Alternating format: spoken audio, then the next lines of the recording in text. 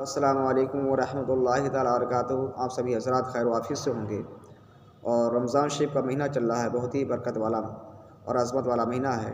اللہ اپنے مقدس کلام میں ارشاد فرماتا ہے، شہر رمضان الذی انزل فیہ القرآن، رمضان کا مہینہ جس میں اللہ نے اپنے مقدس کلام کو نازل فرمایا، بہت ہی برکت والا مہینہ ہے۔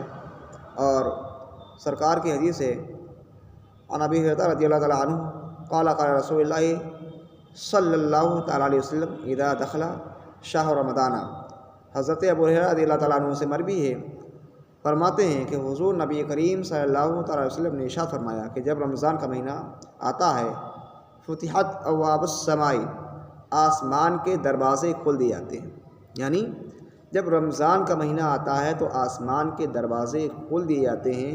وفی روایت وفتحت ابواب الجنہ، اور ایک روایت میں یہ بھی ہے کہ جنت کے دروازے کھول دیے جاتے ہیں۔ وغلقت ابواب جہنم وسلسلۃ الشیاطین، اور جہنم کے دروازوں کو بند کر دیا جاتا ہے، شیطان کو جنزیروں میں جکڑ دیا جاتا ہے۔ وفی روایت وفتحت ابواب الرحمہ، اور ایک روایت میں ہے کہ رمضان شریف میں رحمت کے دروازے کھول دیے جاتے ہیں۔ یعنی کتنا برکت والا اور عظمت والا مہینہ ہے۔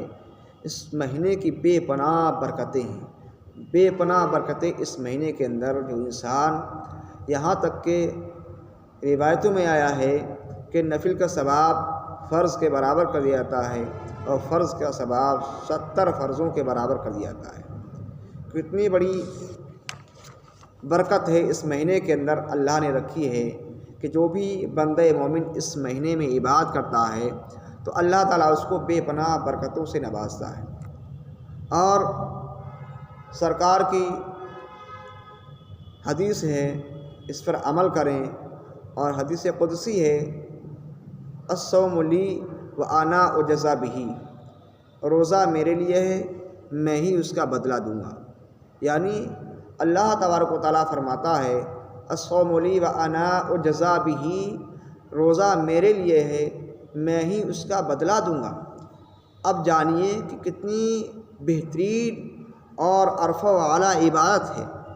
یعنی کسی عبادت کا نام نہیں لیا، یعنی ساری عبادتیں ایک طرف اور روزہ ایک طرف۔ یعنی اللہ نے فرمایا ہے الصوم لی وانا اجزی بہ۔ یہ بات سمجھنے کی میرے بھائیوں، میرے پیارے بھائیوں، جو بھی ہماری اس ویڈیو کو دیکھیں آخر تک ضرور سنیں، انشاءاللہ آپ کو یہ مسئلہ معلوم چلے گا کہ روزہ اتنا خاص کیوں ہے۔ ساری عبادتیں ایک طرف اور روزہ ایک طرف۔ اللہ تعالیٰ فرماتا ہے الصوم لی وانا اجزی بہ، روزہ میرے لیے، میں ہی اس کا بدلہ دوں گا۔ یعنی عبادتوں میں سب سے بہترین عبادت نماز ہے، سب سے عرفہ و اعلیٰ عبادت نماز ہے، سب سے پسندیدہ عبادت نماز ہے، سب سے محبوب ترین عبادت نماز ہے۔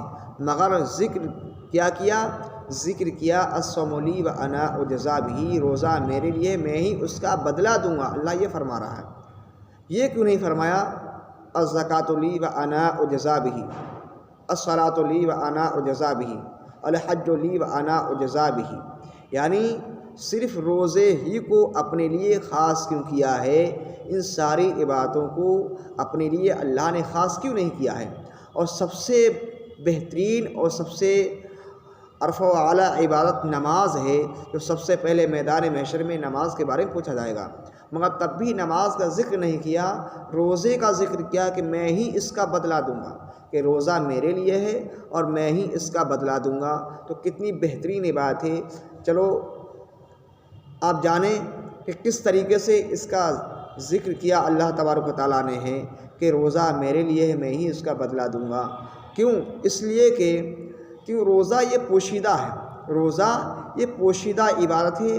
باقیہ جو اتنی عبادتیں ہیں ان میں ریاکاری ہو سکتی ہے، جیسے نماز ہے، اس میں ریاکاری ہو سکتی ہے، زکوٰۃ ہے، اس میں ریاکاری ہو سکتی ہے، صدقات خیرات ہے، اس میں ریاکاری ہو سکتی ہے، قرآن کی تلاوت اس میں ریاکاری ہو سکتی ہے، اور چیزیں ہیں ان میں ریاکاری ہو سکتی ہے، مگر روزہ ایک ایسی پوشیدہ عبادت ہے اس میں ریاکاری نہیں ہو سکتی۔ اسی لیے اسی بنا پر اللہ تبارک و تعالیٰ نے الصوم لی و انا اجزا بھی فرمایا ہے میرے لیے روزہ ہے، میں ہی اس کا بدلہ دوں گا۔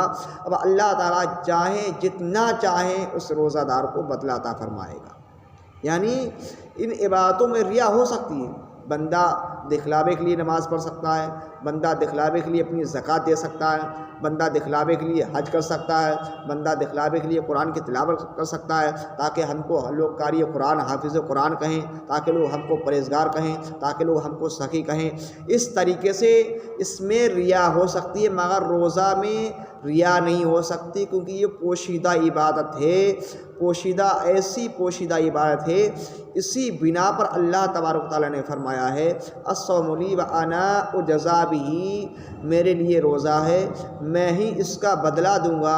اب اللہ جتنا چاہیں اپنے بندے کو بدلہ عطا فرمائے گا، اس کی جزا اللہ تبارک و تعالیٰ اس کو عطا فرمائے گا، کیونکہ اللہ نے خود اس کا ذمہ اپنے اوپر لے لیا ہے، اور جس کا ذمہ اپنے اوپر خود اللہ تبارک و تعالیٰ لے لے وہ بڑا رحیم و کریم ہے، مہربان ہے، وہ چاہے جتنا چاہے اس کو بدلہ عطا فرما سکتا ہے۔